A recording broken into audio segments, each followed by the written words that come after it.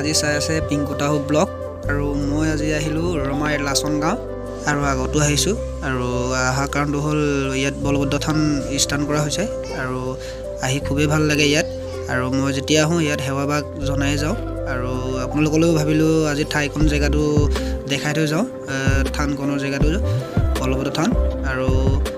ইয়াত দেখি পাইছে আৰু 1918 চনত স্থাপন কৰা হ'ল জেগাডোখৰ আৰু বহুত পুৰণা জেগা আৰু আগতো মই ইয়াত আহিছোঁ বহুত ভাল ভাল কথা শুনিছোঁ ইয়াত এইটো বিষয় আৰু এইখন নৈটো আপুনি এইটো তেতিয়া বহুত যুগত ডাঙৰ আছিলে নৈখন এতিয়া সৰু হৈ গ'ল বৰ্তমান এতিয়াতো